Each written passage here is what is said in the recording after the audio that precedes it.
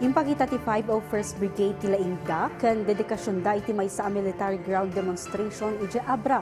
Panang patalinagad iti linak ken kappia iti lokalidad, kari ti Armed Forces of the Philippines. Ada detalye ni Jam Malingan ti Philippine Information Agency Cordillera.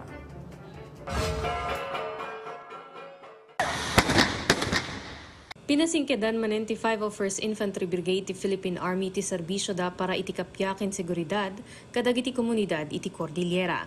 We do not simply celebrate a date. We celebrate 38 years of service, sacrifice, and steadfast commitment to the Filipino people. Ang titinulong tayo, mangrugi, iti panangdagit, saan laing iti tawen, no diket, iti panagserbi, ken sakripisyo para iti pagilian. Your successes in the recent dismantling of insurgent structures, neutralizing armed threats, and supporting the whole of nation approach through the LCAP framework have significantly contributed to the stability we are experiencing today. We are reminded that the mission does not end with victory.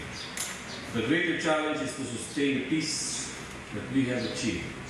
Iti maikatalupulo kitwalo nga anibersaryo da itay laeng nabiit sa jaylagang ilang Abra, imparang mitlaeng ti 501st Brigade ti laing ken dedikasyon da, iti maysa a military ground demonstration. Impakita da ti kapabilidad da, artilerya, ken dumapay a teknolohiya para iti gubat. Pinadayawan mitlaeng ti 501st Brigade dagiti katinulong da iti panangipaay iti serbisyo kas kadagiti lokal a gobyerno, opisina ti gobyerno, media partners, ken dumapay nga stakeholders.